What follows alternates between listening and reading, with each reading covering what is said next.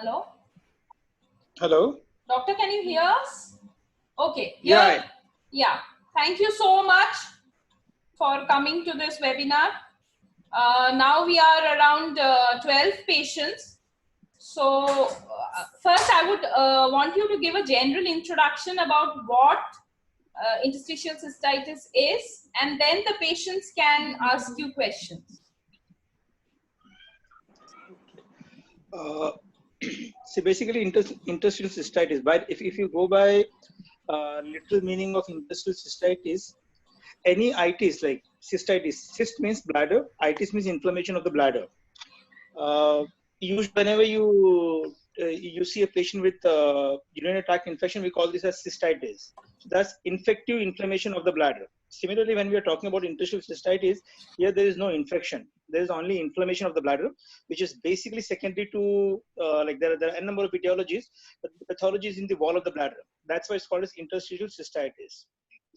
Interstitial cystitis is a disease of, I would say, it's a diagnosis of exclusion where it comes to us with bladder pain, pain, with usually some sort of bladder symptoms like frequency, urgency, painful micturition. Whenever they get, when the bladder is full, they experience amount of pain. That's basically secondary to inflammation of the bladder.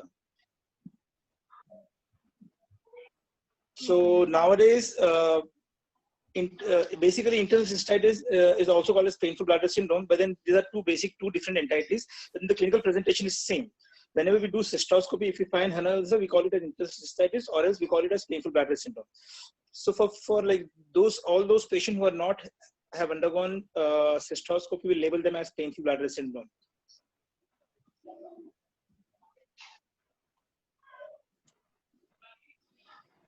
You want any further clarification, or if you have any other questions, you can ask me. No, my first question is, what is the usual protocol that doctors follow to diagnose patients? So if suppose if a patient is suffering, they have symptoms and they go to the doctor, what should they expect? See, again, it's usually whenever we are dealing with interstitial cystitis, as I said, it's basically there are two components in interstitial cystitis. One is oversensitivity of the bladder, where patient which gives symptoms like urgency, frequency, incontinence, and second thing is because of the inflammation there is pain. So whenever we see a patient who comes to us with pain, frequency, urgency, by and large, most of the doctor will diagnose them as UTI. So if I wish to diagnose the urinary tract infection, I'm supposed to rule out all the other causes of similar symptoms, which can be UTI, which can be pelvic malignancies, which can be chronic constipation, which can be stone in the bladder, which can be prostate enlargement in males, which can be pelvic inflammatory diseases in females. So these are the differential diagnoses wherein the presentation is almost similar to that of IC. So if I wish to, suppose if a patient comes to me who has frequency, urgency, and pain, first thing is detailed clear history. Usually whenever these patients comes to us, before coming to urologists, they have had visits to their general practitioners, their physicians, their gynecologists, and most of these doctors would have treated these patients as UTI. So yes, the first important thing is to be patient, listen to the patient's symptom, and usually most of the times, if you listen to these symptoms carefully, you'll reach a diagnosis of IC. Basic difference between pain of IC and pain of UTI is, in UTI you'll have dysuria, which is painful urination. Whereas in patient with PBS or IC, you'll appreciate pain when your bladder is distended. So as soon as you pass urine, you'll feel better. The pain would go down. This is the basic predominant difference. But then yes, there are a few subset of patients who do, along with this, do have symptoms of dysuria. And as I said, I see some other diseases like allergic. If the patient is very diseases, they'll have symptoms of IC. Patient will have symptoms association with inflammatory bowel syndrome. So there's no pinpoint thing that you can on first day you can say that yes, this patient suffering from UTI, or this patient suffering from IC. But then yes, careful listening to the patient history would hint us that yes, this patient is probably like what we're thinking is interstitial cystitis. That's one thing. Second thing is, as I said, we'll have to rule out all the other pathologies which can present with similar symptomatology, like urinary tract infection. So again, at least in India, it's very tricky when we say urine analysis. When if suppose if a patient walks into my OPD and if I advise them to go ahead with to come back to me with urine analysis report, 9 out of 10 times this urine analysis report is not reliable because no doctor takes the pain to explain his or her patient how to give urine sample, plus no pathology laboratories they tell us like how to collect urine sample. And especially in female and uncircumcised male, the sample is not proper, you end up seeing few pus cells and few bacteria present. Sometimes even you do culture shows presence of bacteria, most like it can be E. coli, it can be Klebsiella, it can be Pseudomonas, and we end up treating antibiotics. And patient do sometimes like along with the antibiotics we give anti-inflammatory medications. So because of these biotics, patient do feel partial or temporary relief for some time, and then symptoms come back. So first thing is careful history. Second thing, urine analysis report, but then properly collected sample.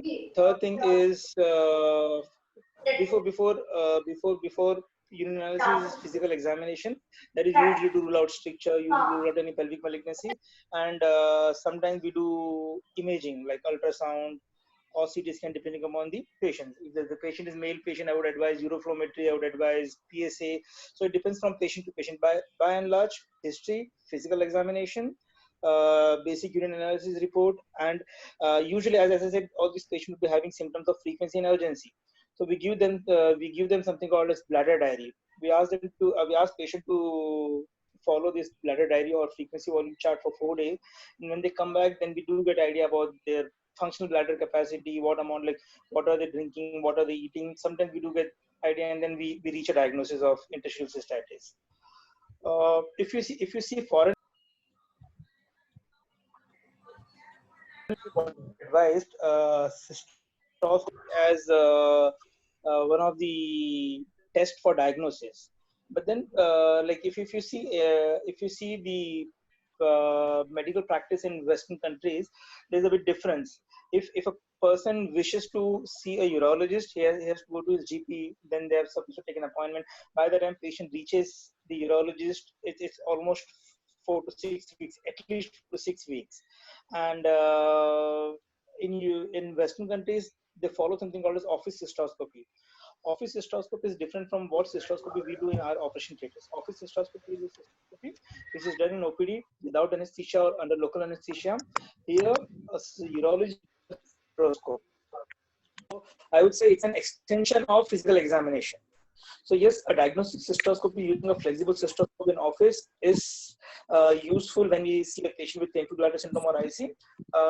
But cystoscopy under anesthesia, what we do in our country is usually therapeutic. So that comes at stage 3 or stage 4 of the treatment. Okay. So if anybody has any question, please just go ahead and ask. Hello, hi, I'm Nupur. I have one question. Can I have UTI and IC together? I mean, can I have recurrent urinary tract infections and IC along with? Question.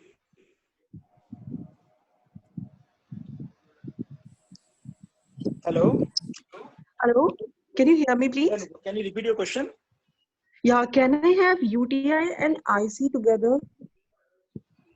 Can I have recurrent urinary tract infections? There are different pathogenesis, or there are different theories as far as IC is concerned. One theory is that repeated IC and repeated infection and repeated use of antibiotics can lead to interstitial cystitis. That is one thing. So yes, there is some link between infection and IC. Though there are 5 different hypotheses for the development of IC. One of the hypotheses is infection. Yes, that's one thing. And second thing is, with like, suppose if a patient has got one baseline disease like diabetes, or for that point just consider hypertension.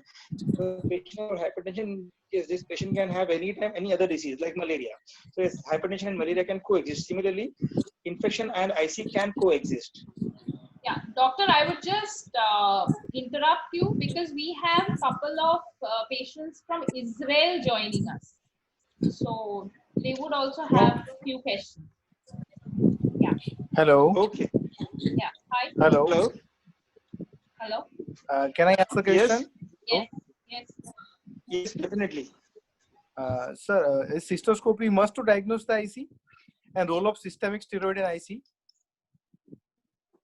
Hello. Role of systemic steroids. So if you see, there are multiple guidelines. Most of the guidelines recommend against the use of steroids, systemic steroids for the in IC. So yes, it's not routinely used. And role of cyclosporin?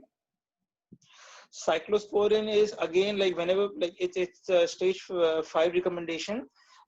Suppose if my patient is not responding to most of the treatment, and again I would say it's experimental. I would say there are few centers where are different studies are going on. So if my patient gives consent to be a part of that study, then yes, we can consider cyclosporin A. Sir, can we consider it an autoimmune disease?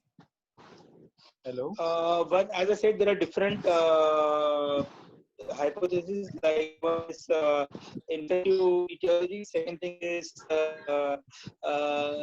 leaking lining of the bladder, and one of the hypotheses is autoimmune disorder. And probably that's the reason cyclosporin is being tried to treat such disease. Yes. And cystoscopy is must to diagnose?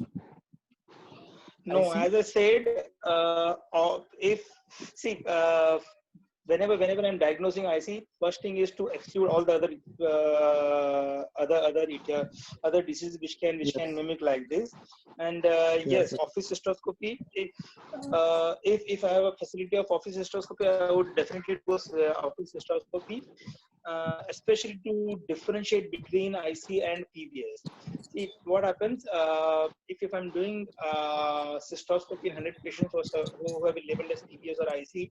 In majority of the patient, I would find that bladder looks absolutely normal.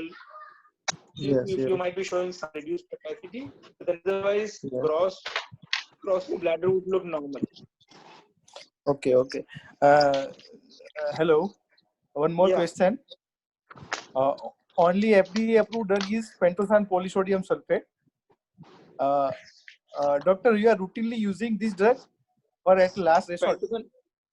Pentosan polysulfate is routinely used. It's like we have FDA approval, we have DGCA approval, so it's very commonly used. I would say it's the mainstay of treatment as of now. Like when at least in India, when we don't have majority of the other drugs, like there's the issue of availability of the other drugs, we're commonly using pentosan polysulfate. And those having a heart disease, they can use or not? Pentosan polysulfate drug is, I would say, that there is no infection with majority of the other drugs. It can safely be used in patient with heart disease, with renal failure, with there was some issue there was some issue when if I'm seeing a patient who has got if I see a patient who has got stage 3 or stage 4 CKD, where I'll show some concern about starting pentosan polysulfate, but otherwise in heart patient, it's absolutely safe to start. Okay. And how long? Up to how long is it safe? See, as I said, what we at least there's no definite guidelines like how long we are supposed to give this medication. But then there are few patients who have been taking it for years, and I haven't seen any adverse effect with this medication. Sir, I have read maculopathy is a side effect that can be long-term use of the pentosan. Have you encountered any such side effect during your practice? Have you seen? There are some controversial reports which says yes, long-term use of pentosan polyfill might result in maculopathy, and there is no obvious I would say relationship between these. Okay, okay. Thank you, sir. Thank you. Excuse me, sir. Sir, the nature of the pain keeps changing. Sometimes it is like sharp needle. Sometimes it's like there are glasses in the bladder. Sir, the nature keeps changing. Sorry, I could not hear your question. Please, can you repeat it? Sir, the nature of the pain, it keeps changing. Sometimes it is like sharp needle. Sometimes it is like there are glasses, bits of glasses in the bladder area. The sensation. Yes, symptomatology can change. The severity of symptoms can change. The location of pain in few patients, the few patients will keep on experiencing pain in different areas. So yes, it can change. It can vary from patient to patient. It can be vary in same patient as far as severity is concerned, as far as nature is concerned. Sir, my mom, she's been on Mirago and Triptoma. It's been 2 years, but it's not being helpful at all. So can she make some alterations in the medications? Yeah. Mirago is, I would say Mirago is a medication, it's a beta 3 agonist. We usually use it for frequency. Frequency and urgency, I would say. So see, when I say if to whether to whenever we see a patient of IC, we differentiate these patients into different phenotypes. So like if the patient has got if the patient belongs to urinary phenotype, they'll have frequency, urgency, sometimes incontinence, and along with pain. Some patient might be having GI phenotype, some they would be present with irritable bowel syndrome or constipation. So first thing is to differentiate like what phenotype one patient fits into it.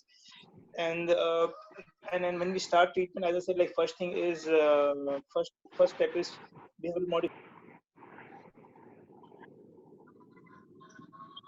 Second step is medications, second line oral medications like pentosan polysulfate or amitriptyline or medications like this. Along with these medications, if the patient belongs to basically urinary type or urinary phenotype, then we have to address these urine symptoms also. If the patient has frequency and emergency, then I'll be starting medications like mirabegron or difenacoin or solifenacin. We'll have to titrate the dose. So if she is not responding to Triptomer and Mirago, maybe like if her basic symptoms frequency and urgency, maybe we can try solifenacin or difenacoin. If her basic symptom is Triptomer, we can change it to some other neuroleptic medications or tricyclic antidepressants, or one can try in such patients. Arun has a question. Arun, could you please ask? My question is, so can you explain in stepwise that what treatment we should follow? Like sometimes doctor directly do the cystoscopy. Sometimes the first step is Botox. Is there any way that first we should be taking medications, then we should come to the second step, then third step? Yeah. See, in general, for any disease, I would say it's not only for IC, for any disease, be it investigations or be it treatment, so the process should be, first thing should be more conservative treatment, and as more and more conservative treatment, if the patient fails to respond to conservative treatment, then only one should think of going like doing more invasive investigation as well as more invasive treatment. So as I said, first thing is behavioral modification and psychological therapy, which involves dietary modification. Diet plays a very important role. You must be having some WhatsApp group, or there are few support group which tells you like what kind of food one is supposed to take. In the last few years, what I have started doing is I've started asking patient to maintain something called as food diary. As we discussed about bladder diary, there's something called as food diary.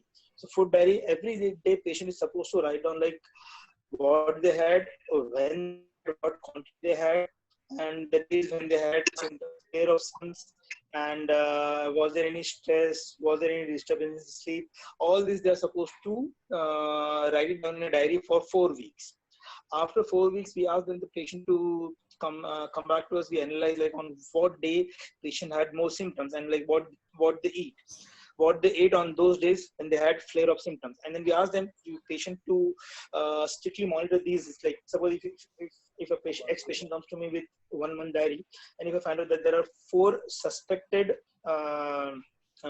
bladder irritant for that patient, I would ask patient to avoid these 4 things for the next 6 months. And gradually we realize like what food aggravates symptoms for that patient. There are a few general recommendations, like we usually ask patient to avoid acidic foods, spicy foods, citrus food. We usually ask them to avoid alcohol, chocolate. These are golden rule. But then there are few patients who appreciate flare. Like there was I distinctly remember one patient who used to have flare of IC symptom whenever she used to have green tea. So that's how we realize like what food is suitable for you. So it has to be individualized to that patient. Okay. Second Doctor, thing is pelvic floor. Okay. We have Dr. Manisha Acharya. She has a question. Dr. Manisha, could you please ask the question? Yeah. Yeah, please. Dr. Manisha? Yeah. Yes. Hi, I'm taking Atarax and Citrosora regularly. I took Camphora for 18 months, then stopped. Okay. And I'm also irritable bowel syndrome patient. So please advise if there is any precaution I should take, because I have both IB problem and IC problem. And also I would like to know if any exercise can help. Taking food things or precautions I'm taking, and I'm quite okay now also, not much problems. But sometimes what I do with my patients, if it's okay with medications, suppose like now like you have been on 18 months of Camphora, Atarax and such medications. So when if you come to me after 18 months and then tell me that most of your symptoms are better, here I would ask you to stepwise reduce your medications. Like I would first thing to pull out is Atarax. Atarax is a very good medication, but then I would always keep it as a reserve. Like suppose I will never start Atarax on day 1. And if your symptoms are better, I would be the first. Like the Atarax would be the first medication which I would stop, and then gradually cut down the medications. And whenever you have symptoms, whenever you have flares, you can always add this medication. First thing is to control the symptoms. Once the symptoms are controlled, then try and reduce the medications. That is at least my philosophy. There are few doctors who prefer to continue all this medicine as a baseline, so that they believe that like the number of flares would go down. But then there are a number of studies which says whether you reduce the dose or whether you continue the dose, flare keeps on coming. But then yes, collectively like psychological therapy, behavioral modification, like pelvic floor muscle therapy, with all these things and with dietary modification, yes, the number of flares would go down. So as the number of flares go down, we can cut down the medications. Okay, doctor, there is a request that in between use Hindi because few patients are not understanding. So, Sure. Beach mein Hindi. If anybody has a question, just leave a chat message. I'll let you ask. Anyone else? Usually, whenever we have a Zoom meeting, we do get chat. I cannot see any chat messages over here. No, here there are. I'm getting chat messages. If you have any particular question, please ask. Okay, in between here we have Yafit from Israel. She has joined us. Hello, Yafit. Hello. She has also written a book on diet. It's available in Israel. So in between, Yes, and we are. You can just introduce yourself to us. Yes, I'm Yafit and Shoval. I'm the chairwoman of the Israeli Association of Bladder Syndrome. And we really last June had a book of a lot of recipes that are allowed to eat in the IC diet. And now these days we finished translating it to English. So I believe in about few months we can start selling it all over the world who is interested. We got good feedback from the Israeli patients because they know what they are not allowed to eat, but now they can know how to prepare the food, which is really easy for them. But I have a question for the doctor, please. Yes, go ahead. Yes. Did he heard about a treatment, because I was reading about this in the American forums, of treating IC with HCG, which is the hormone of pregnancy. It is HCG injections. There are few reports of using BCG, and one or two people which do chorionic disclose about. hormone. Yeah, I'm coming to HCG also. Yeah. So again, I would say this is experimental. There are no guidelines to use it as of now,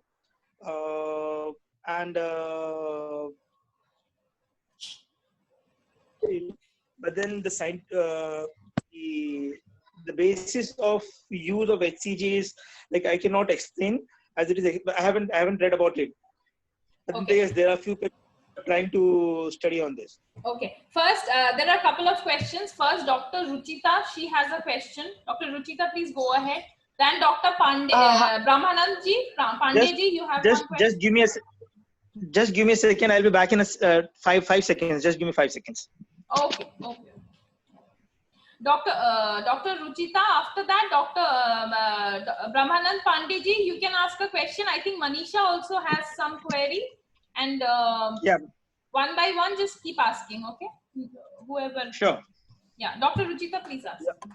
Yeah. Okay, doctor, I had two questions. Firstly, there was no Horner's lesions in my cystoscopy. They didn't mention Horner's lesion in my cystoscopy. Any glomerulation, any redness, any bleeding? I will just read out the exact report to you if that would be helpful. Evidence of congestion, severe cystitis noted with petechial hemorrhagic spots. Keratinization of the trigone present. Okay. This was the report.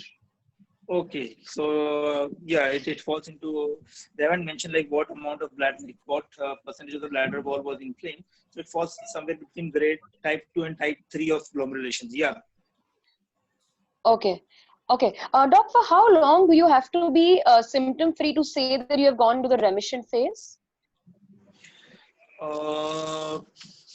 See, again, there's no standard definition for remission, I would say. Okay. But then, yes, symptoms keeps on waxing and waning. There will be few days when you will feel absolutely better. There will be few days when you feel that the symptoms have come back. You need to find out like what triggers your symptoms. General triggers would be, I would say, acidic food, cola, tea, coffee, caffeine, traveling, stress, constipation, sometimes sexual activity.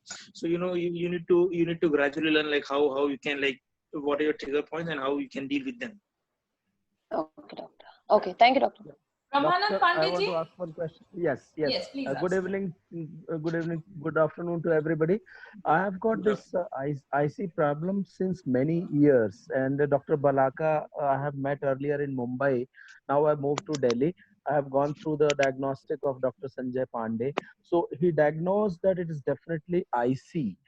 But I'm having a lot of other related things, that there are multiple stones in non-obstructive area of my kidneys, both kidneys, and IC is anyway there. And long back, many years back, it was also diagnosed that bladder neck is elevated. Now all three together is my case, is all three together is troubling me, or what? That is question number one. Second is IC.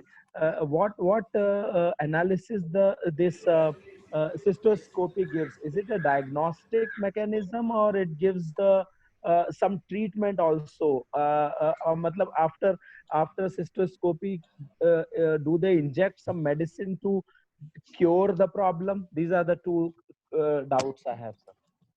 Yeah. So first thing is about your comorbidities, stone and raised bladder neck. First thing is stone. stone per se doesn't affect your interstitial cystitis.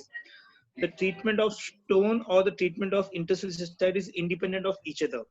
So the stone is completely a different domain. And yes, even if these are non-obstruction stone, depending upon the size, depending upon the location, you'll have to undergo I would say appropriate treatment for that. So yes, there is no relationship between stone and IC.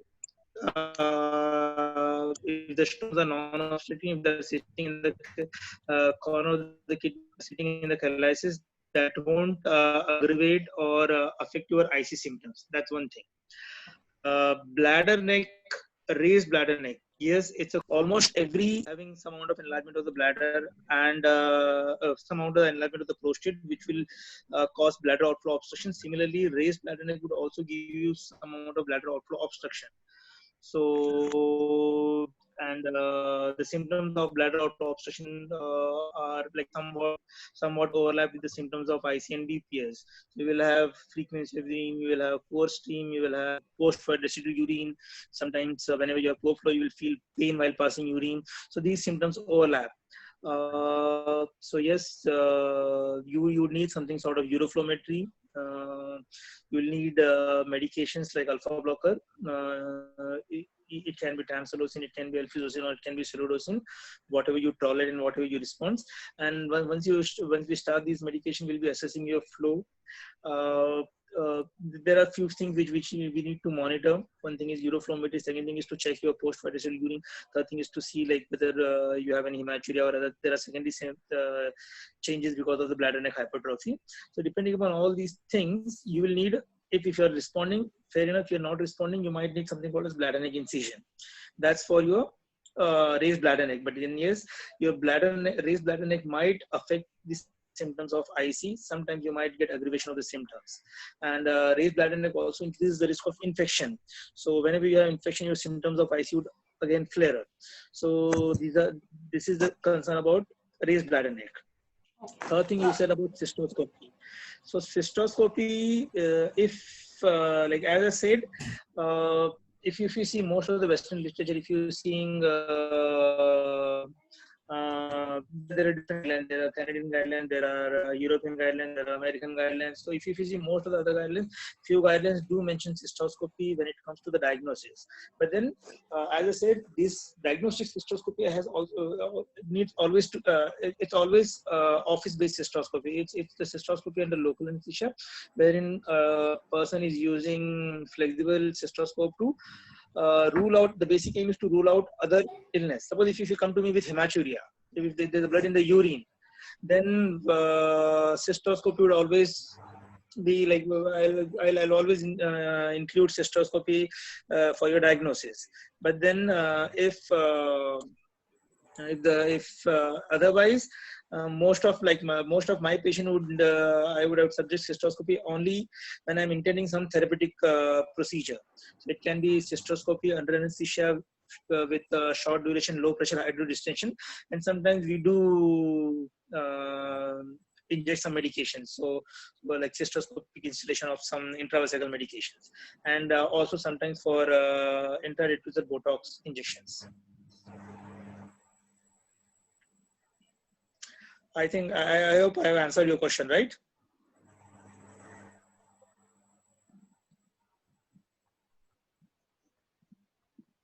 Hello. Hello. Can I ask the question? Hello. Yeah, please. Role of hydrodistension in IC? Hello. Botox, Lignocaine, heparin. So it comes under the third line treatment. Yes, if the patient is not responding to first and second line of therapy, then yes, there is definite role of cystoscopy and hydrodistension. Dr. Smile, I have a question. So Botox is usually helpful if the patient has got incontinence. where if the patient has got low capacity bladder, if the patient has got frequency, urgency, and urgent incontinence, yes, such patient might need Botox if they're not responding to oral medications. Like if they're not responding to mirabegon, sulfasalazine, diaphenoxine, such patient might need Botox. And the only thing is, whenever I inject Botox to any patient, whether IC or whether non-IC, I need to explain. My patient need to understand that yes, there is small subset of patient who would fail to pass urine after this injection. They might need short-term catheter, or they might have to do something called a self-catheterization to empty the bladder. I think Arun has a question regarding to Botox. Arun? Yeah. No, my question is not related to Botox. Actually, related to. Can I ask? Yes. Yeah, please. Sir, I have other chronic pain conditions too, and I have tried almost all the medications. Currently, I'm on ketamine infusions. But whenever I have infusion, it increases my frequency a lot. So what can... Yeah, ketamine per se doesn't increase. Ketamine doesn't have any direct effect on blood. Like there are some medications which can reduce the frequency. There are some medications which can increase the frequency, but ketamine is not known to directly affect the bladder frequency. But then if you have high bladder frequency whenever you take ketamine, then you can start any of these medications. As I don't know whether you maintain any residual urine or how is your flow of urine, are you constipated or not. If I don't know this, the safest medication for frequency would be, I would say, Urispas, Fluoxetine. And second, easiest medication to prescribe if I don't know if I don't know any other profile of you, then second medication would be mirabegon. Mirabegon comes by the name of Mirago. You can start with 25 milligram once a day. Wait for 15 days. If you see response, fair enough. If you don't see response, you can increase the dose to 50 milligram once a day. And if you're not improving, then in that case, I would advise one sonography to see what, whether you're retaining any residual urine or not. And in the meantime, I'd ask you to take care of your constipation if at all you have to cut down. Along with these things, you need to do again, like for frequency, only for frequency also, you need to modify. You need to cut down your caffeine intake. You need to increase. You need to cut down caffeine intake. You need to consume avoid constipation. Thank you. Okay. Dr. Nupur, please ask your question. Dr. Nupur? Yes. I would also have a question. Yes. Nupur? Can I ask? Yeah. Yeah, please. Yeah, Dr. Ismail, IC is an umbrella term for and there are different reasons for IC. So how can I find my reason? I mean, I had recurrent urinary tract infections, which had got high colony count and caused by different organism every time. When I went to a urogynec after seeing 15 different urologists and there was no known cause, they just said me that I might have IC. So how can I diagnose the root cause of my IC? I mean, what can I do? See, to identify root cause would be difficult. Yes, as I said, there are different etiologies. One etiology is recurrent infection, but then it is very difficult to retrospect that whether it was infection which led to the IC or to begin with it was IC which was misdiagnosed as infections, recurrent infections. So it's difficult to pinpoint etiology in your case. Usually, I would say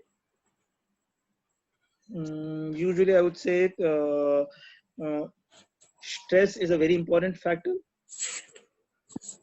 So if you recall, like if you go back to the first episode of infection, when you had when so-called infection happened, if there was any added stress in your life or any lifestyle modification, usually that way we can retrospect. Otherwise, it's very difficult to pinpoint like what's the cause in your case.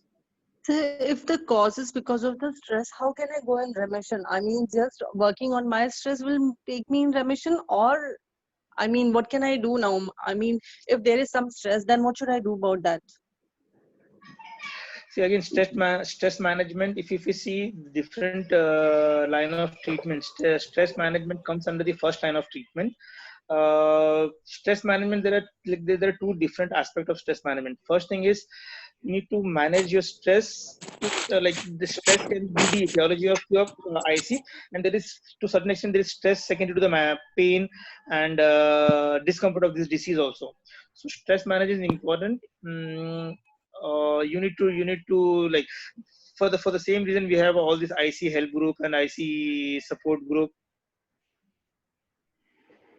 Siddharth family, I don't know who is. Please ask your question. Siddharth family. Yes. Yes. Please ask.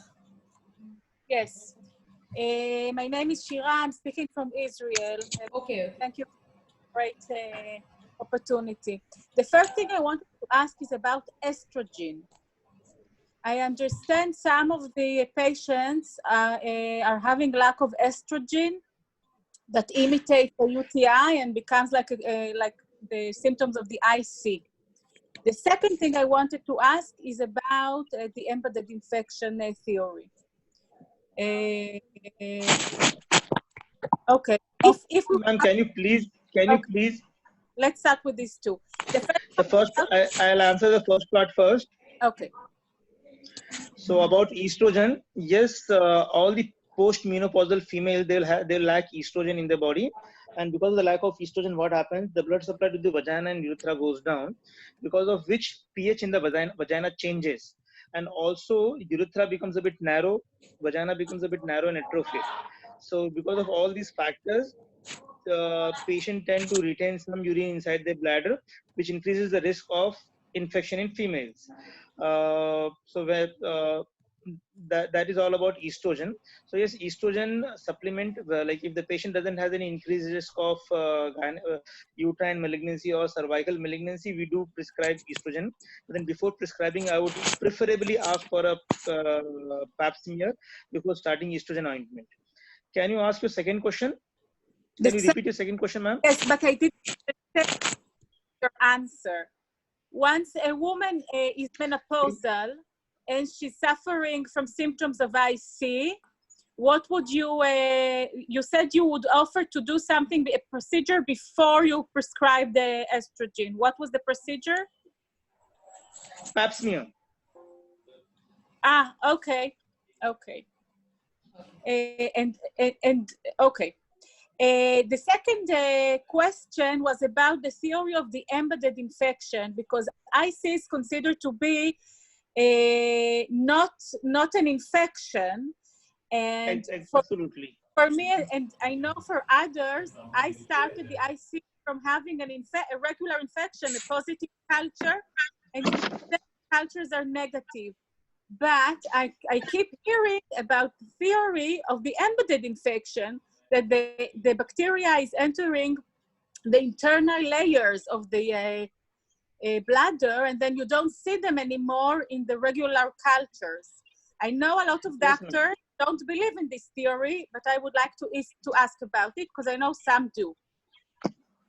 Ma'am, yes, what happens, as I said, infective etiology of IC, here what happens, because of the repeated infection, the covering of the mucosal covering of the bladder is affected, because of which the internal layers of bladder get exposed to the bacteria and to its irritant. So yes, this theory is correct, this hypothesis is correct, but then even for such patient, long-term antibiotic therapy is not advisable.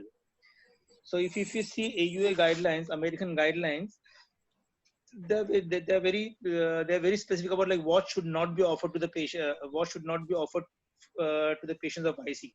Long-term antibiotic should not be offered to the patient. There are few studies about intravesical use of BCG that should never be offered to the patients.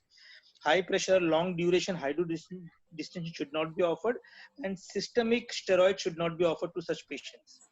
So if it is indeed, and if there is a possibility, it is the bacteria that you don't see in the regular cultures, why don't you say antibiotics?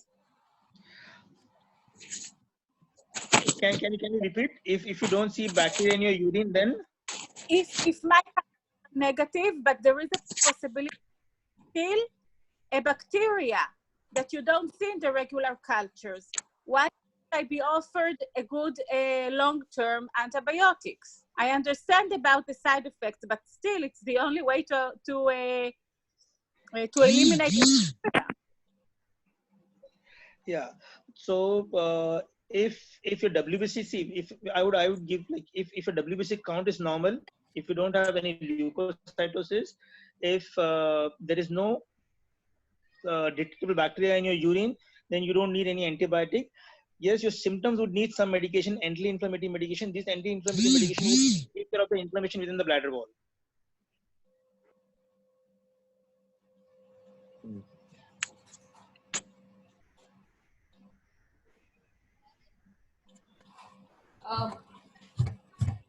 Can I ask a question? Yes. Yeah, please. Okay. I did not. Yeah. Small question. Just you replied my all two, three questions before. Recently, my urologist had suggested the prostatic massage, and 5-6 sessions on 2-week basis I had gone through. I had got some relief. So, what do you recommend it on a longer term? Because a current doctor is telling this is the only treatment. Yeah. Prostatic massage is usually when I'm suspecting a disease called as chronic pelvic pain syndrome or chronic prostatitis. There we do prostatic massage. Prostatic massage is again more than therapeutic. It's basically diagnostic. So usually, like, there's something called as three sample test or 3 sample urine analysis or Mayer's test, wherein, like, I'll be asking you the first viral sample to for culture. Then we'll do prostatic massage. Second is prostatic massage, and third is again repeat third voided sample. So there is no therapeutic advantage of giving prostatic massage. There is only it's only diagnostic. It has only diagnostic significance, I would say. Okay. Thank you. Next, Shagufta ji, please ask your question. हाँ, वो doctor smile, वो मैं ये जानना चाह रही थी कि ये पेट में जो बबल सिंड्रोम होता है, ये इसमें इस वक्त में आईसी का पेन और भी ज्यादा बढ़ जाता है, और हमारा जब पेन बढ़ता है तो फिर हमारे पैर की तरफ, नीचे की तरफ जो है हमारा पूरा वेन पंप करता है और उसमें बर्निंग होती है। एक बार अपना क्वेश्चन रिपीट करेंगे? एक्चुअली में हमारी वो आईबीएस की जो प्रॉब्लम है, इरिटेबल बबल सिंड्रोम, वो जब ज्यादा होता है तो हमारी आईसी की प्रॉब्लम ज्यादा बढ़ जाती है, उसकी पेन ज्यादा बढ़ जाता है। ये सारे पेशेंट में वैसा ही होता है। बार बार मोशन और बार बार यूरिन का वो पास करना होता है, तो ऐसी हालात में जो है हमारा पैर की साइड जो है, जो हमारे नीचे जो वेन है वो वेन में पूरा करता है और उसमें जलन होती है। अच्छा, फ्रीक्वेंसी ऑफ एक सेकंड होल्ड कीजिएगा। आपके जो आईसी के सिम्टम्स और आईबीएस के सिम्टम्स देखो हैंड इन हैंड, जैसे कि एंडोमेट्रियोसिस हो गया, आईबीएस हो गया, इसके सिम्टम्स जो रहते हैं, जब भी आपके आईबीएस के सिम्टम्स बढ़ेंगे तब आपके आईसी के सिम्टम्स बढ़ेंगे, जब आपके आईसी के सिम्टम्स बढ़ेंगे तब आपके आईबीएस के सिम्टम्स बढ़ेंगे। तो दोनों का ट्रीटमेंट साथ में चलना चाहिए। जैसे कि जो भी आपको, जैसे कि आईबीएस के लिए मेबेवरिन दिया है या फ्रीक्वेंसी के लिए जो भी हम मीरा बैकग्राउंड वगैरह देते हैं, दोनों साथ में लेने की जरूरत है। अगेन अगर आप वापस से कोरिलेट करेंगे तो दोनों के रिस्क फैक्टर भी, जिस चीज से आपकी आईसी बढ़ती है वही चीजों से आपका आईबीएस भी बढ़ता है, जिन चीजों से आपकी आईबीएस बढ़ती है उसी चीजों से आपका आईसी भी बढ़ता है। तो इसमें सबसे इम्पोर्टेंट रहेगा कि आप ट्राई करेंगे कि आपके सिम्टम्स जो है, जो भी आपके ट्रिगरिंग फैक्टर्स है उसको आप अवॉइड करें। दूसरा, ये जो पैरों में आपका पेन फैलता है, इसके हम यूजुअली प्रीगैबेलिन या गाबापेंटिन टाइप की मेडिसिन देते हैं, जिससे आपकी फ्रीक्वेंसी ऑफ फ्लेयर, यानी कि जो भी आपका आईसी और आईबीएस के सिम्टम जो बार बार आते हैं वो भी कम होते हैं और आपकी पैर की तकलीफ भी कम होगी। प्लस अभी मेडिसिन कैसा होता है, मेडिसिन में कोई भी चीज मतलब ऐसा नहीं होता है कि 2+2 हमेशा 4 नहीं होता है। यहाँ पे मतलब मैं आपको बोलूंगा कि आपका प्रीगैबेलिन से पेन कम हो जाएगा, गाबापेंटिन से पेन कम हो जाएगा, बट जब भी कोई भी नया सिम्टम्स मेरे सामने आता है तो पहले चीज ये होती है, एज अ डॉक्टर की रिस्पॉन्सिबिलिटी ये होती है कि मुझे देखना है कि उसके लिए और कोई कॉज तो नहीं है। जैसे कि ब्लैडर की कैपेसिटी छोटी हो जाना। तो जब भी मेरे पास पेशेंट आता है कहता है कि मुझे ऐसी और ब्लैडर की कैपेसिटी छोटी हो गई है, फिर भी मुझे रूल आउट करना है कहीं ब्लैडर में ट्यूबरकुलोसिस तो नहीं। उसी तरह से अगर आपको पैरों में पेन हो रहा है तो उसके लिए जानना जरूरी कि उसका कोई और कारण तो नहीं है। जैसे कि बहुत सी बार पेल्विक फ्लोर में ट्रिगर पॉइंट होता है, तो अगर आप पेल्विक फ्लोर मसल थेरेपी करते हैं तो ये पैर का पेन कम हो सकता है स्पाइन में कोई और अदर प्रॉब्लम हो जिसकी वजह से आपके सिम्टम्स बढ़ जाते हैं। तो वो एक बार जब भी कोई नई सिम्टम्स आती है तो उसके हिसाब से अप्रोप्रिएट टेस्ट वगैरह करवाने जरूरी होते हैं। गौतम त्यागी, प्लीज आस्क योर क्वेश्चन। आपका सवाल पूछिए। Yes. Doctor, first of all, thank you for all your question and answers. My question is, I am taking Comfora from last more than 2 years. So, how it is safe to take?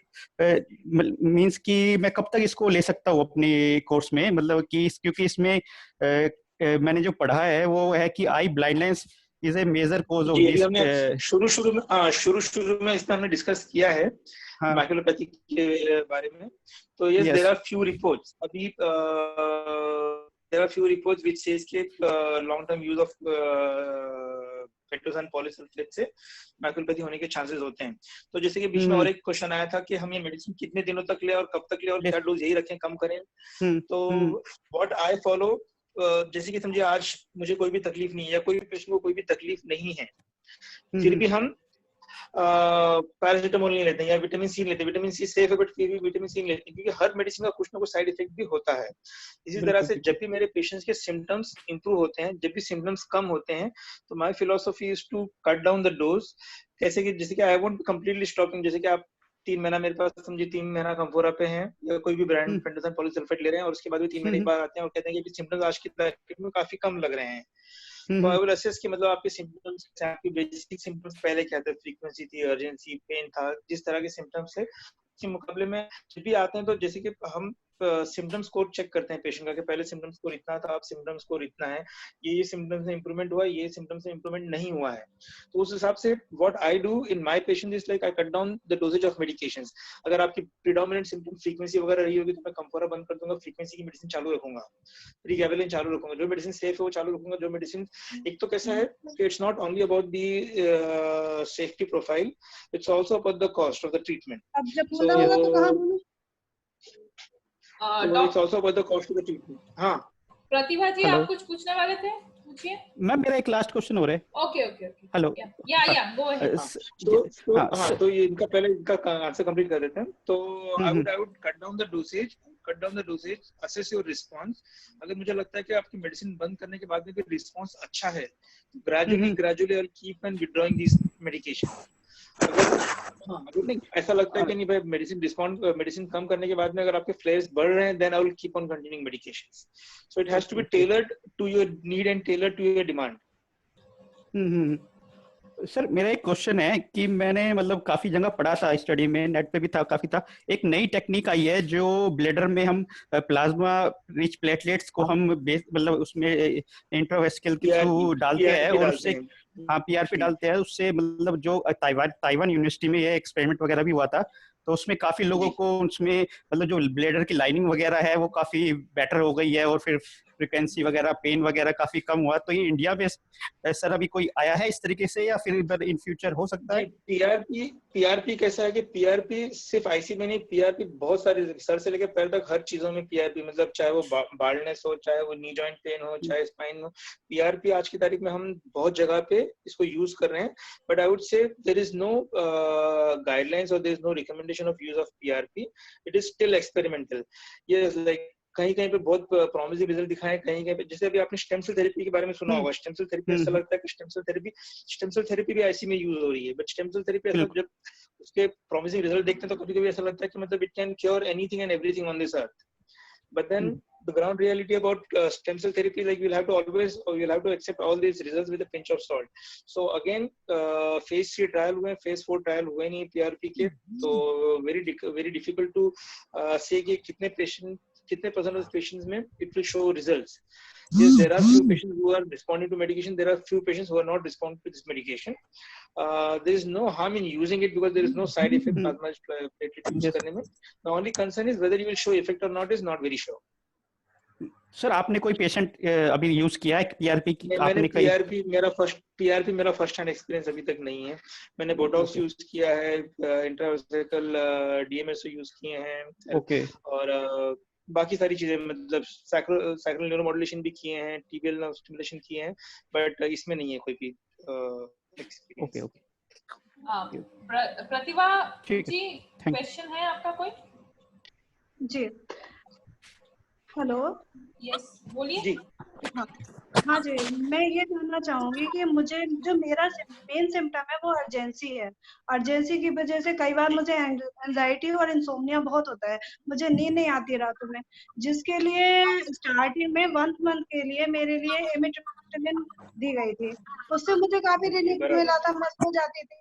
अब मैं ये जानना चाहती हूँ, जैसे मुझे problem होती है तो मैं तो क्या मुझे ये कंटिन्यू लाइफ लॉन्ग खानी है? अर्जेंसी अगर आपको पेन वगैरह नहीं है, सिर्फ अर्जेंसी है, तो शायद से आप you are not a patient of IC. मतलब मैं पूरा प्रोफाइल जानता नहीं हूँ. अगर सिर्फ आपको अर्जेंसी है और पेन वगैरह नहीं है तो probably are not IC patient. You can be a patient of overactivity. Overactivity के भी जो ओवर एक्टिव ब्लैडर जो सिम्पटम प्रोफाइल होते हैं वो भी लगभग आईसी जैसे ही होते हैं. पेशेंट को फ्रीक्वेंसी होती है, अर्जेंसी होती है, कभी कभार अर्ज इनकॉन्टिनेंस भी हो जाता है, बाथरूम में पहले यूरिन लीक हो जाता है. तो अच्छा, तो जितने भी पेशेंट फ्रीक्वेंसी और अर्जेंसी वाले होते हैं इनका एंजाइटी काफी ज्यादा होती है. मतलब ऐसा लगता है कि मतलब आप यूजुअली अगर आपको लगता है कि आपको 3 घंटों के लिए घर से बाहर जाना है तो आप बाहर निकलने से पहले 3-4 बार फोर्सफुली वॉशरूम में जाएंगे कि नहीं एक बार और कर लेती हूँ, शायद से रास्ते में न लग जाए. तो जब आपकी एंजाइटी बढ़ेगी, जब आपकी एंजाइटी बढ़ेगी तब आपकी फ्रीक्वेंसी बढ़ेगी. बिकॉज एंजाइटी का रिस्पॉन्स है ओवर एक्टिव, मतलब ब्लैडर आपको फ्रीक्वेंसी यूरिन ज्यादा लगेगी. इसका सिंपल एग्जांपल ये है कि अगर आप कोई भी स्कूल के बच्चे को देख लोगे, साल भर जब वो स्कूल जाता है तो शायद से 365 डेज कभी वॉशरूम यूज नहीं करता, बट एग्जाम के दिन में वही बंदा 2-3 बार यूरिन पास करने के लिए जाता है. तो एंजाइटी और स्ट्रेस का इफेक्ट ये रहेगा कि जब भी आपका स्ट्रेस होगा, जब भी आपकी एंजाइटी होगी तो फ्रीक्वेंसी बढ़ेगी. तो यही रीजन होता है कि रात में जब आप सोने के लिए जाते हैं तो दिन में ज्यादा सोने के लिए जाते हैं, थोड़ा सा कंसर्न रहता है कि सोऊंगी और फिर तुरंत यूरिन लग जाएगी, सोऊंगी और तुरंत यूरिन लग जाएगी. तो आप सोने के पहले 3-4 बार 5 बार जाते रहते हैं. बहुत सी बार ऐसा होता है कि once you fall asleep probably you won't get up, but एक बार सोने जब तक नींद नहीं लगती तब तक बार बार जाने की इच्छा होती है. तो इसको आप उसके चक्कर में आप सोते नहीं है. तो यस, फ्रीक्वेंसी अर्जेंसी आपको एंजाइटी बढ़ाती है, एंजाइटी फिर से आपको फ्रीक्वेंसी बढ़ाती है, जिसकी वजह से आपकी नींद अफेक्ट होती है. एमिट्रिप्टिलिन दोनों ही चीजों पे काम करती है. एमिट्रिप्टिलिन आपकी फ्रीक्वेंसी कम करती है because it has anticholinergic effect, तो आपकी ब्लैडर पे भी काम करती है, और थोड़ा सा उसका सीडेटिव इफेक्ट भी है, थोड़ा सा उसका एंग्जाइटी इफेक्ट भी है. तो आपको नींद भी आ जाती है बेहतर और आपको एंग्जाइटी भी कम हो जाती है. बट सिर्फ के लिए हम पेशेंट को पहले ये बताते हैं कि अगर आपको लीक कभी नहीं हुआ है तो हम तो आपको अश्योर करते हैं कि ठीक है चलो, आप अगर आप सो भी जाते हैं तो क्या होगा, एट द मैक्स आपको उठ करके एक बार यूरिन करने के लिए जाना होगा. तो इस तरह से कहकर के पेशेंट की हम एंग्जाइटी कम करने की कोशिश करते हैं, क्योंकि जब आप एंग्जाइटी तो आपकी कम होगी. पर हम पेशेंट को बोलते हैं कि चलो अगर आप बाहर जा रहे हैं तो आपको लग रहा है कि एंग्जाइटी है, 3 घंटे ट्रैवल करना है, तो गाड़ी बीच में कितनी बार रुकेंगे, या बस से जा रहे हैं तो बस में शायद से आप ट्रैवल नहीं कर पाएंगे, या आप अवॉइड करते हैं बाहर जाना. तो हम ऐसे पेशेंट को कहते हैं कि अगर आप जितना उसके बारे में सोचेंगे, जितना उसके बारे में विचार करेंगे, उतना आपको फ्रीक्वेंसी बढ़ेगा. तो just as a placebo effect के लिए what I will tell you कि आप एक काम कीजिए, आप डायपर पहन के बाहर निकलिए. तो आपको डायपर है तो आपको इतना है कि हाँ चलो, अगर यूरिन जोर से भी लग जाती है, अगर बाथरूम नहीं भी मिल जाता तो लीक नहीं होगा, डायपर में आ जाएगा, तो आपकी एंग्जाइटी काफी कम हो जाती है. तो आप देखोगे कि डायपर भी गीला नहीं होता है, क्योंकि आपकी एंग्जाइटी कम होगी तो आपकी फ्रीक्वेंसी भी कम हो जाती है. What you need is again I would से स्ट्रेस एंड एंग्जाइटी मैनेजमेंट. थोड़े दिनों के लिए मेडिसिन लेने की जरूरत है जिससे आपकी फ्रीक्वेंसी कम होती है. तो not necessarily amitriptyline, there are medication which can Amitriptyline, as I said, आपका स्ट्रेस भी कम करता है, एंजाइटी कम करता है और आपकी फ्रीक्वेंसी कम करता है. लेकिन थोड़ा सा डिपेंडेंसी होती है, थोड़ा सा डे टाइम दिन में भी कभी कभी नींद आपको आती है, या सुबह में जल्दी नहीं उठ पाते हैं, थोड़ा सा नींद ज्यादा लगता है, थोड़ा सा ड्राउजी फील होता है, थोड़ा सा डिपेंडेंसी जैसी लगती है. तो उससे बेहतर मेडिकेशन, जैसे मेरा बैकग्राउंड हो गया, सॉलिफेनेसिन हो गया, ये बेहतर मेडिकेशन है. इसको देकर के आपकी फ्रीक्वेंसी कम करेंगे तो इंटर्न आपकी एंजाइटी भी कम होगी. Who next? Arun or Dr. Ruchita? Yeah, I had a question. Okay, ask. Go ahead. Go ahead. Doctor, when you say in IC cases, don't have alcohol, don't have chocolates, don't have caffeine, is that a blanket rule or does it change with every patient? Like, I am doing better in the past month, and I thought like I was a tea addict. Of course, I gave it up. But shall I start it again? And if I don't react badly to tea, will it irritate my bladder later on? Should I just stop it as a blanket rule? See, as a blanket, yes, we said no to any caffeine. Caffeine has got 2 to 3 effects. First of all, caffeine acts as a diuresis. So whenever you have a cup of tea, you will feel that like your kidneys produce urine faster. Right, so right. That will, to some extent, that will affect your frequency. So your bladder would get distended earlier. So if you see what happens in IC, when your bladder is getting distended, that time you get pain. So first thing is, because of your frequency, suppose if you are having 3 cups of tea in your day, and probably like without 3, if you're going to washroom, just imagine 5 times. With 3 cups of tea, probably you will go 7 or 8 times to urination. So 3 episodes of pain would increase. That is one rule. Second thing, caffeine also acts as a bladder irritant. So suppose if someone has got leaky epithelium, such patient would appreciate more pain whenever they have caffeine. So there are few patients who do who are still better even if they are having 1 or 2 cups of tea. As I would say, like tea in India, like almost everyone consumes tea, almost everyone. So there are few patients who have cut down the number of tea or coffee, but still they are doing well. So what you can do is, see, what I tell my patients, like suppose if you want to start something, try, like suppose if you have decided, like if you have cut down 5 things, like if you used to have alcohol, you have wine, you used to have chocolate, you used to have strawberry, and you used to have tea, coffee. Don't start all these things, 5, 6 things a single go. Start with one thing, just see and take care of all other risk factors like stress, personal hygiene, everything has to be taken care of. And then with everything taken care of, if you can start with low dose, like you can start having a cup of tea every day, and then if your system doesn't get increase, then you can consume that. So yes, it's a blanket. It's not true for everyone. There are some patients who are still taking and they're doing good. Doc. Yeah. Sorry.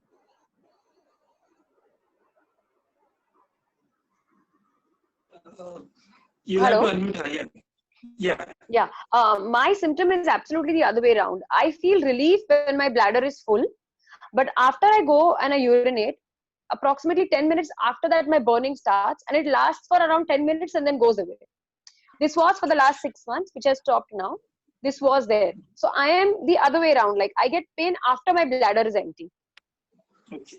Any other symptoms like constipation or difficulty in urination? No. Feel flow of urine is good? I sometimes feel difficulty in urination. My first urine in the morning sometimes is difficult, but otherwise it's quite okay, and I'm not constipated. I'm quite clear on that.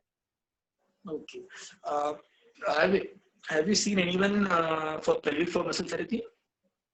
Yes. So I go to doctor Aparna, and I do biofeedback. So I'm doing that. I'm doing my pelvic physiotherapy. So I'm doing all that. What was her initial assessment like? Probably what you do in your case is probably while passing urine or while defecating, you don't relax your pelvic floor muscles. You keep it contracted. I believe like without examining you, I believe that that's the probable reason, and probably she's working on pelvic floor muscle relaxation therapy. Yes. So that was the reason of your symptoms. Okay. No, I have definitely started feeling better after the biofeedback. And when she started it also, she said my muscles were really very tight. And yes, as the number of sessions increased, it did improve. But my symptom is absolutely the other way around. When my bladder is distended and full, I feel very good.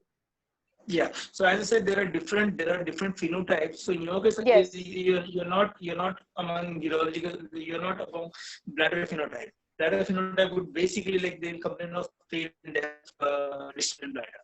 So in your case, Right. it's basically musculoskeletal. Okay. Stress, and that's why the muscle therapy, right? Probably. So it's not again like not directly stress. It's basically we call it as pelvic evacuation dysfunction. So whenever if the Okay. patient is those usually those who have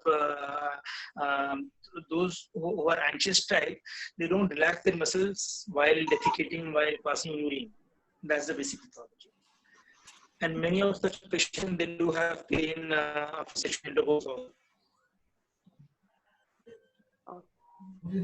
Anybody Thank you, doctor. Anybody else? Okay. Any question? Yeah, Arun? yeah, Arun? yeah. Yeah, ma'am Patil Jaipur here. से अमित है। एक second और कौन था? Arun, you had some question? Amitesh Jaipur से। Arun? Yeah, I have. Yes, please ask. So my main symptom is pain.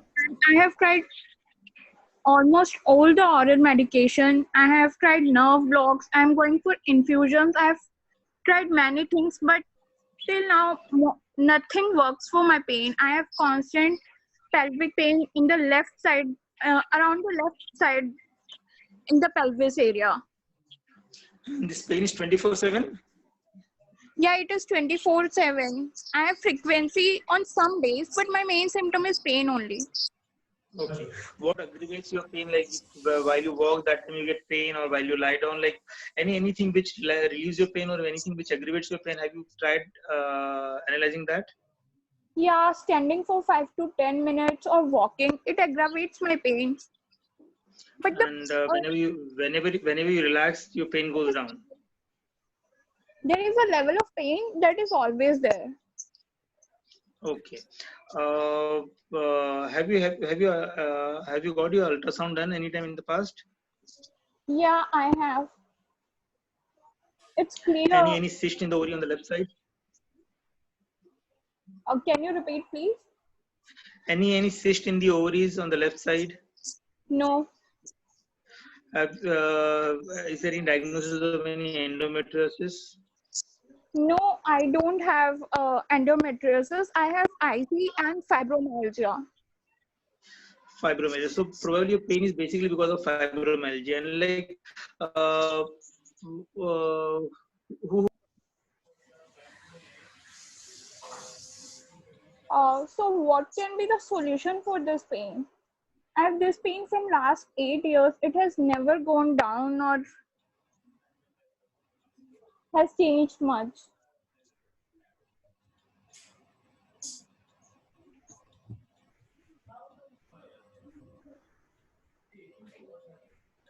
Who diagnosed you? Hello? Hello? Yeah. So yes, fibromyalgia and IC goes hand in hand. If you have pain only on one side of the pelvis and which aggravates on walking, which aggravates on standing, and on certain and if you don't have much of a bladder symptoms, the diagnosis of IC should be made with with caution, I would say. First thing.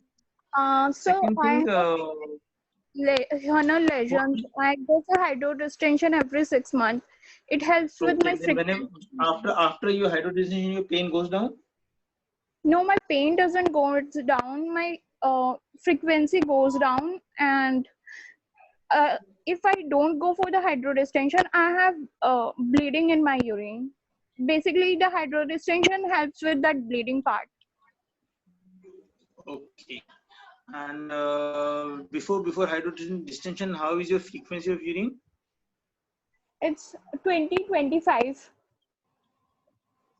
20 to 25 times in a day. Hello? Hello? Yes. So you said it's 20 to 25 times in a day. Yes. And post distension, it goes down? Yes, it goes down. The frequency goes down. Okay. And what do you do for your fibromyalgia? What all medications are you taking for your fibromyalgia? For fibromyalgia, I'm on duloxetine and amitriptyline. I have tried others, but I have multiple chemical sensitivity I'm allergic to all the NSAIDs and paracetamol. Have you tried gabapentin or I tried gabapentin up to 400 mg. It didn't work for me. it didn't work for you? So what nerve blocks are you trying these days? Superior hypogastric and inferior hypogastric. See, yes, as I said, in your case, with the patient who have fibromyalgia, will have to rely on multimodal treatment, which you are already on. And as you know, like you don't tolerate most of the medications, so the medications options are also limited. But then I think in your case, I don't know whether you tried peripheral muscle therapy or not. I think some amount of peripheral muscle therapy would be helpful in your case, I believe. Okay. Anybody else? And whenever you have frequency before hydrogenation, do you take any other medications? Yeah, whenever I have too much frequency, I take Sistran. I take oxybutynin. Okay, Sistran, you take oxybutynin. Have you ever done this bladder diary? Yes, I have maintained in past. Okay. Yeah, if possible for you, can you send me your bladder diary? You can send it to Balaka and she'll forward it to me, or you can have my number from her. Yeah, I will send. Yeah. Anyone else? Any other questions? या doctor साहब नमस्कार, मैं जयपुर से अमितेश बोल रहा हूँ। जी बोलिए। Doctor साहब, जैसे किसी ऐसी पेशेंट्स के लिए बुटेक्स कराने के बाद भी अगर उसके जो लक्षण है उसके अंदर रिलीफ नहीं मिलता है, तो आगे क्या फिर उसके लिए मेडिटेशन या क्या अपन को रखनी चाहिए, दवाइयाँ रखनी चाहिए या कंटिन्यू करना चाहिए? देखिए, जब भी हम बोटॉक्स डालते हैं तो यही मतलब कोई भी ट्रीटमेंट, जैसे कि भी समझिए अगर मुझे फीवर आ रहा है तो अगर मैं क्रोसिन ले रहा हूँ तो क्रोसिन से मेरा एक्सपेक्टेशन ये है कि मेरा फीवर कम हो जाएगा। बट अगर वो मलेरिया का फीवर है तो मलेरिया कम नहीं होगा, सिर्फ मेरा अभी के लिए फीवर कम होगा। तो उसी तरह से जो भी हम ट्रीटमेंट लेते हैं उससे कुछ एक्सपेक्टेशन होने चाहिए। तो जब हम बोटॉक्स ले रहे हैं तो बोटॉक्स यूजुअली हम बोटॉक्स से बहुत ज्यादा पेन कम होना हम ये एक्सपेक्ट नहीं करते हैं। बोटॉक्स ये एक्सपेक्ट करते हैं कि हमारी फ्रीक्वेंसी कम हो जाए, हमारा यूरिन लीक कम हो जाए, और जो ब्लैडर डिस्टेंशन से जो पेन होता है वो थोड़ा सा कुछ हद तक कम हो जाए। तो ये जानने की जरूरत है कि मतलब बोटॉक्स आपने कब करवाया था, पहला चीज। और दूसरा चीज ये भी, हाँ, बोटॉक्स का जो इफेक्ट रहता है, बोटॉक्स का effect somewhere between 6 months to 12 months के बीच में रहता है। By and large 8 to 9 months में इसका सिम्टम वेयर ऑफ हो जाता है। और एवरी सब्सिक्वेंट यूज, जैसे कि समझो आपको पहली बार दिया हमने 9 महीना इफेक्ट आ गया, सेकेंड टाइम देते हैं तो उससे थोड़ा कम ही रहेगा, 6-7 महीना ही रहेगा। उससे अगली बार देंगे तो उससे और जो इफेक्ट सब्सिक्वेंट इफेक्ट कम ही होता जाएगा। तो आपको बोटॉक्स के पहले बेसिक सिम्टम्स क्या थे?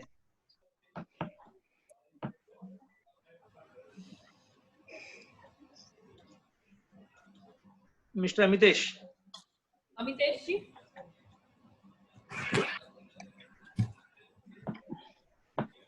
अमितेश जी। हेलो। हाँ बोलिए। या मैम, हेलो। हाँ, आपका डॉक्टर साहब ने सवाल पूछा, जवाब दीजिए।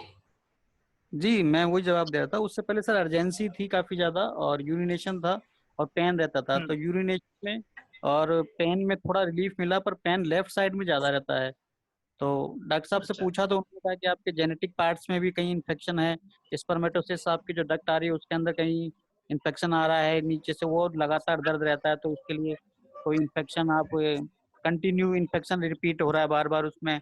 थोड़े जब एंटीबायोटिक लेते हैं, लिंजोलिड दे रखा है 600 mg, तो वो लेता हूँ तो इन्फेक्शन कम हो जाता है, अदरवाइज फिर वो इन्फेक्शन रिपीट हो जाता है बाद में। तो पेन लेफ्ट साइड में, मतलब लेफ्ट साइड कहाँ पे पेन होता है? लेफ्ट साइड स्क्रोटम में लेफ्ट साइड में पेन होता है, ब्लैडर के लेफ्ट साइड में पेन होता है, कहाँ पर पेन होता है? ब्लैडर के लेफ्ट साइड में पेन होता है।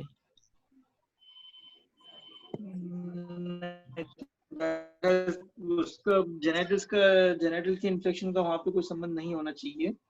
और इन्फेक्शन आपने कहा ना कि जब भी टेस्ट करते हैं इन्फेक्शन आता है, तो कहाँ पर इन्फेक्शन दिखता है? अब वो जो है यूरिन रूटीन और यूरिन कल्चर करवाते हैं, तो दोनों में इंस्पेक्शन, यूरिन रूटीन में भी आता है। रूटीन में कोकाई प्लस बैक्टीरिया आता है, कभी वो हाई हो जाता है, कभी लो हो जाता है, कभी पूरा डिसअपियर हो जाता है वो। अच्छा, आपको बताया गया है कि सैंपल आपको कैसे देना है, यूरिन का सैंपल किस तरह से देना है, बताया कभी आपको?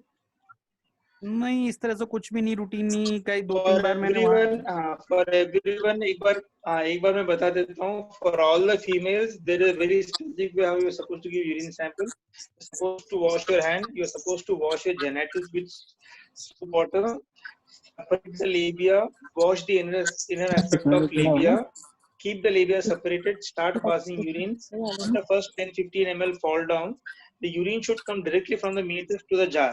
तो देखा 10-15 ml डिस्कार्ड करना है, बीच का यूरिन कलेक्ट करके सैंपल के लिए देना है. जब भी आप यूरिन कर रहे हैं तो आपके लेबिया जो है सेपरेट होने चाहिए, मतलब यूरिन लेबिया को टच होकर के नहीं जाना चाहिए. उसी तरह से मेल्स में सारे मर्दों को ये करना है कि आपका फोर्स्किन पूरा पीछे लेना है, वॉश करना है, यूरिन पास करना चालू करना है, 10-15 ml नीचे गिरने देना है, 15-20 ml, उसके बाद का यूरिन जांच के लिए देना है. और जब भी हम रिकरेंट इन्फेक्शन की बात करते हैं, urinary tract infection, recurrent infection की बात करते हैं, तो इसमें अलग अलग इन्फेक्शन होते हैं. एक तो होता है पर्सिस्टेंट इन्फेक्शन, जहाँ पे पहली बार पर्सिस्टेंट इन्फेक्शन ये होता है कि हमने जब आपको पहले टेस्ट करवाया, ई कोलाई दिख रहा है और हमने आपको ट्रीटमेंट कर दिया, पर वो ट्रीटमेंट खत्म होने के बाद भी इन्फेक्शन खत्म नहीं होता, इन्फेक्शन वैसे ही रहता है. तो या तो एंटीबायोटिक वाज नॉट हेल्पफुल, या फिर कोर्स जैसे हमने 5 दिन या 7 दिन का वो कंप्लीट नहीं होता है, तो उसकी वजह से इन्फेक्शन बना हुआ ही रहता है. तो जैसे मेडिसिन में इफेक्ट चला जाता है वो वापस सामने आ जाता है. और दूसरा होता है री इन्फेक्शन. री इन्फेक्शन में कैसा होता है कि कई बार ई कोलाई था, इस बार सूडोमोनास आएगा, तो वो देखने की जरूरत है. ई कोलाई रिपीट होता है बार-बार. ई कोलाई रिपीट हो रहा है बार-बार. ई कोलाई रिपीट हो रहा है बार-बार. जी. अच्छा, तो सबसे मेन जब भी कोई भी मर्द आते हैं और कहते हैं कि यूरिनरी ट्रैक्ट इन्फेक्शन हो रहा है, तो there has to be some reason for urinary tract infection. मतलब ऐसे किसी को भी यूरिनरी ट्रैक्ट इन्फेक्शन नहीं होगा, मतलब उसके लिए या तो आपकी ब्लैडर खाली नहीं हो रहा है, या तो स्ट्रिक्चर है, या तो नैरोइंग है, या स्टोन है, कुछ ना कुछ रीजन होना चाहिए. तो वो रीजन आइडेंटिफाई करने की जरूरत है. ब्लैडर पूरी तरह से खाली नहीं होता है sir. After urination there is some part of urine also remaining. क्या एज है आपका? मेरा 37. कुछ मेडिसिन वगैरह दी है ब्लैडर एम्प्टी करने के लिए? आपको मेडिसिन दी है, अल्फिजोसिन या ट्रामसिन, ऐसी कोई मेडिसिन दी है अभी मेरे पास में 4 IC चल रहा है जी. अट्रैक्स 10 mg है, ट्रिप्टोमर है, अट्रैक्स है 25, अट्रैक्स है ट्रिप्टोमर 25, फ्लोट्राल 10 mg, सिट्रोसोडा और क्लोनेट्रॉल 0.5. फ्लोट्राल से आपका यूरिन फ्लो बढ़ता रहता है. फ्लोट्राल से कंटिन्यू चल रही सर, ये 3-4 गोलियां तो लगातार दवाइयां है ना पहले से चल रही हैं, पर इसमें कोई ज्यादा वो मुझे रिलीफ मिला नहीं एक्चुअली. और कई बार तो क्या होता है, सिस्टम ऐसे बिल्कुल नॉर्मल हो जाता है कि आदमी 2-3 दिन में मुझे काफी ज्यादा वो दिक्कत नहीं होती है, और बाद में क्या है कि एकदम से एक दिन में 2-3 घंटे ऐसे होते हैं कि वो बड़ा पास करना भारी पड़ जाता है, कि हर 15 से 20 मिनट में यूरिनेशन अर्जेंसी इतनी रहती है कि आप सीट पे भी नहीं बैठ सकते. बिकॉज मेरा ट्रैवलिंग जॉब रहता है, मैं इंस्पेक्टर हूँ ट्रैफिक में.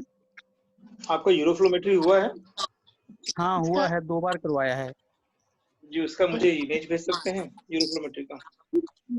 ओके, मैं बालका मैम के थ्रू भेज दूंगा. मेदांता से करवाया था, वो भेज दूंगा आपको. लास्ट 2 रिपोर्ट हम भेज जी. Okay. We have Kripa from Nepal. She has a question. Kripa, please ask. Hello, doctor. So, जी, hello. Kripa, my please main switch on question your video. We want to see you. Okay. Okay. Hi. Yeah, she's from Nepal.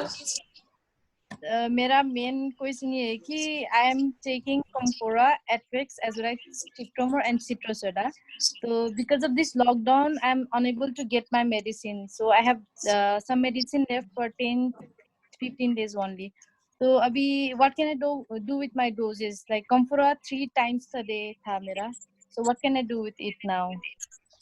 So this is a social problem. You'll have to cut down. मतलब थोड़ा सा, मतलब what you can do instead of thrice a day, you can make it Comfora twice a day. Yeah, I'm doing that. So I just wanted some confirmation कि क्या करें. नहीं कर सकते हैं, डोज मॉडिफाई कर सकते हैं. तो ट्रिप्टोमर कितना ले रहे हैं आप? 10 mg. But I have some alternative. वो बोल रहे थे कि they have some alternative for ट्रिप्टोमर. But beside that, Atrex, Comfora, or Citrosoda, we cannot find in Nepal. सिट्रोसोडा की जगह पे तो आप सिट्रोसोडा का substitute Citrosoda is basically to make baking soda Baking can be soda. used. वो citrosoda is basically meant to change the pH of your urine. ये आपका urine का जो pH होता है वो एसिडिक से अल्कलाइन करता है उसके लिए, तो उसके लिए आप बेकिंग सोडा यूज कर सकते हैं. उसके लिए बाकी आप साइट्रस फ्रूट वगैरह कम कर सकते हैं थोड़ा सा. बेकिंग सोडा लाइक कितना प्रोपोर्शन कितना यूज करना चाहिए? एक कप में आधा टीस्पून, आधा से भी कम टीस्पून, एक cup. Like same 3 times a day या फिर? हाँ 3 times only if you don't have high blood pressure. अगर high blood pressure है तो थोड़ा. I have high like वो flare बहुत ज्यादा like burning का issue है मेरा. Blood pressure, hypertension, blood pressure नहीं है.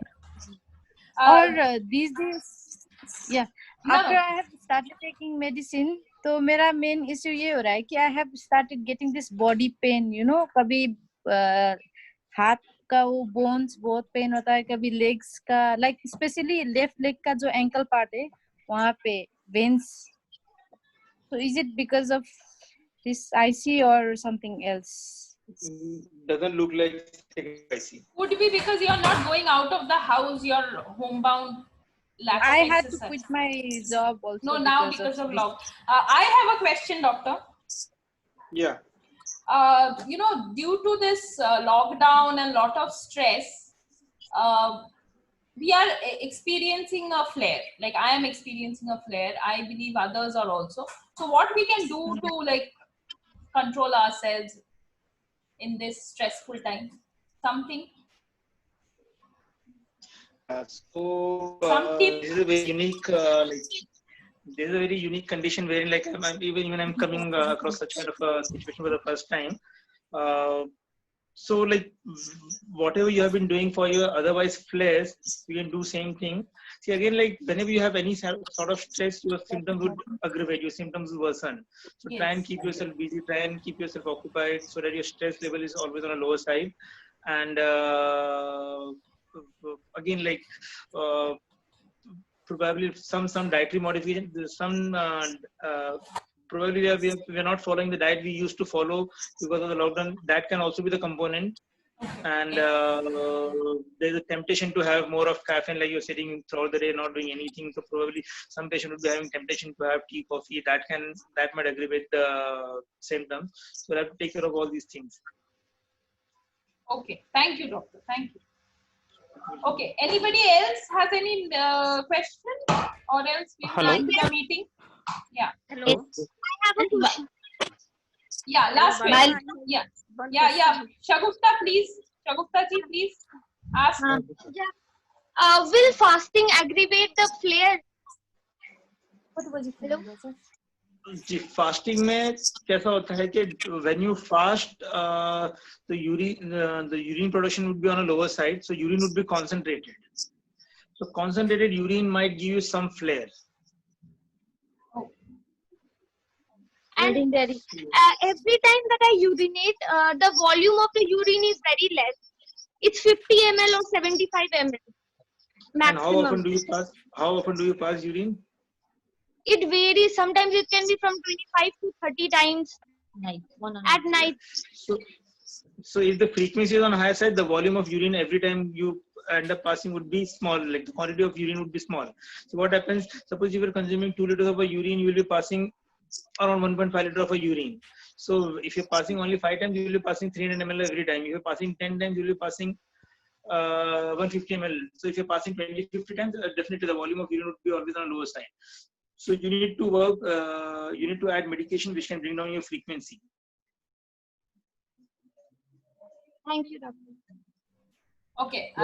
Can one last small question is related with that. Water intake, what is recommended? Do you recommend large water intake or less in IC or situation? So if you see any of the websites wherein like they discuss about the diet of IC, they'll ask you to have adequate water intake. If you're consuming too less of a water intake, then your urine would be concentrated and you will have aggravation of the symptoms. And if you're consuming if you're consuming too much of water, then also your frequency will be on a higher side. Then also you'll end up experiencing more pain. So the adequate water intake should be roughly around 1.5 to 2 liters for a patient who is living in a humid city. The rough idea is you will get it from the color of your urine. If your urine is water, that means you're over consuming water. If your urine is dark yellow or like it's not very clear, it's opaque, that means you're consuming too less of a water. It should be clear, it should be transparent, but then it should be pale yellow in color. That's the ideal amount of water. So roughly around 6 to 8 glasses of water in a day. Thank you. Thank you. Okay, so I think this is the last question. We have to end. No, ask. Okay. This is the last question. Okay. हाँ sir hello. Yes, please ask. हाँ sir, मेरा ये जानना है sir मुझे कि क्या मुझे सिस्टोस्कोपी की जरूरत है. बेसिकली जो मेरा आईसी शुरू हुआ वो एक रीजन था, उसमें मुझे 8 से 10 साल पहले एक स्टोन हुआ जो मेरी लेफ्ट साइड में था. तो डॉक्टर ने उसको यूरेथ्रा के थ्रू नली डालकर और वाइब्रेटर से उसको हिला दिया था, तो वो पाउडर के उसमें बाहर आ गया था. तो उसने जब स्टंट पूरी रात भर स्टंट था तो उसको निकाल दिया स्टंट. तो तब से मेरे ये मतलब पेन बर्निंग ये सब स्टार्ट हो गई. 8-10 साल हो गए. तो फिर मैंने कई डॉक्टर चेंज किए थे. तो उसके बाद एक डॉक्टर मैं जो अभी ट्रीट कर रहा हूँ थोड़ा जल्दी सवाल पे आइए. हाँ, तो सर उसमें क्या मुझे सिस्टोस्कोपी कराने देखने की जरूरत है कि अंदर हुआ क्या था बेसिकली, क्योंकि अभी तो सब आईसी ही बताते हैं कि आईसी है. इसके रिगार्डिंग मेल पेशेंट में हमारा जो सिस्टोस्कोपी का ये होता है थ्रेशोल्ड होता है थोड़ा सा लो होता है. ये मेल पेशेंट में यूटीआई, अदरवाइज भी आप देखोगे आईसी के पेशेंट मेल कम होते हैं, फीमेल्स 5 to 8 टाइम्स ज्यादा होती हैं एज कम्पेयर टू मेल्स. पहला चीज. दूसरा चीज, मेल्स में दूसरा कोई ना कोई और रीजन होने की संभावना ज्यादा होती है. जैसे अगर आपकी स्टोन की सर्जरी के बाद में अगर ये तकलीफ हुई है तो शायद से ये आईसी नहीं है, नहीं भी हो सकता है. इसके लिए यूरोफ्लोमेट्री और सिस्टोस्कोपी की जरूरत है आपके इसमें. Okay, so I think no more questions. I have one question. Balka, I have also one question. Okay, please. पूछिए. Hello. Yes, we are running out of time. Just ask fast. हाँ, जल्दी पूछिए. Hello, Dr. Sab. I have one question. I am diagnosed with IC since 2013, and now the problem is great frequency, increased frequency pain, and difficulty in passing the urine. What should I do? What all medication right now you're taking? I have to pass the urine after making cough. Otherwise, the stream does not start. Ji, so that means like आपको थोड़ा ज्यादा pressure लगी. You have to apply more pressure to pass urine definitely. So yeah. I just want to know like what all medications right now you are receiving. कोई medicine चल रही है आपकी? Cystopen, Triptomer, Atarax, Cuzo और Clonotril. Okay.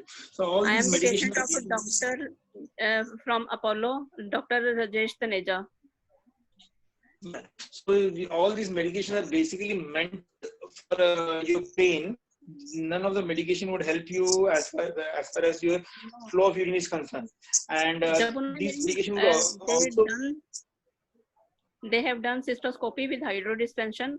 उस time सिर्फ मेरे को 1.5 महीने के लिए फर्क पड़ा था. उसके बाद my symptoms again comes to back. Frequency increased to 5 to 10 minutes, sometimes 10 to 15 minutes. और आपकी एज कितनी है अभी? Again and again pain starts. आपकी एज कितनी है अभी? My age is 56 years. 56 years. See, देखिए अभी basically कैसा होता है कि there can be 2 to 3 reasons of your poor flow of urine. पहला तो हो गया frequency. Suppose if you're passing urine every half an hour, so the quantity of urine will always be definitely less. If your quantity is less, the flow will always be on a lesser side. That is one thing. So we'll have to see if we start medication which will bring down your frequency, and once your frequency goes down, if your flow improves, then we can claim the frequency as a basic reason for your poor flow. That's one thing. Second thing, post-menopausal, as we were discussing about estrogen, we said like most of the time when you have menopause तो हो चुका है doctor साहब. My period has So stopped urethra in the becomes age of narrow 52 because years. flow. That's second thing.